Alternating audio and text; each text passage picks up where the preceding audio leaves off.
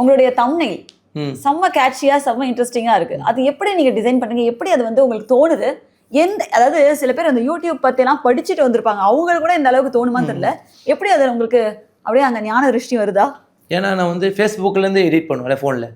So அதனால எனக்கு அப்போலேருந்து தெரியும் மக்களுக்கு என்ன பண்ணணும்னா. இப்போ இல்லைங்க, இப்போ இருக்காங்க. எனக்கு புரியுது, நீங்க அப்பையிலேருந்து பண்றீங்க. பட் இருந்தாலும் அதை போடுறதுக்குன்னு ஒரு மைண்ட் வேணும், ஆக்சுவலி நல்ல ஒரு திறமை வேணும். ஓகே, திங்கிங் கேப்பபிலிட்டி வேணும். ஏன்னா இப்போ எமோஷன்ஸ் தான் மேட்ரு. இப்போ சில பேருக்கு அழுதா ஒரு தம்ப்நெயில் இருந்தா பிடிக்கும், ஒருத்தனுக்கு முறைச்சின்னு இருந்தா ஏதோ சண்டை இருக்குன்னு பார்ப்பான், இன்னொருத்தனுக்கு காமெடியாக சிரிச்ச மாதிரி இருந்தால் பிடிக்கும். இதில் எல்லாமே இருக்கும்.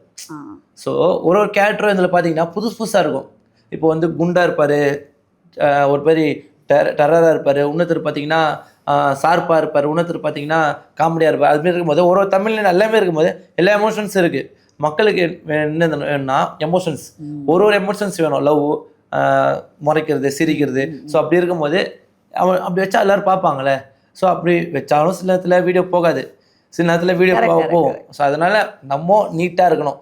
அவ்வளோதான். நம்ம தம்ப்நெயில் பார்க்கும்போது வீடியோஸ் யூடியூப்லேயும் இன்ஸ்டாகிராம்லையும் பார்க்கும்போது அந்த ப்ரொஃபைலை பார்க்கும்போது சூப்பராக இருக்கும் பார்க்க. அவங்க பார்க்குறாங்களோ இல்லையோ நம்ம ஒர்க்கை பண்ணிடணும்னு சொல்லிட்டு தான் அந்த தம்ப்நெயில் உருவாக்குறேன். ஸோ பார்க்க வைக்கிறதுக்கும் பார்க்குறாங்க இல்லையோ நம்ம பார்க்க வைக்கணும். அவ்வளோதான்.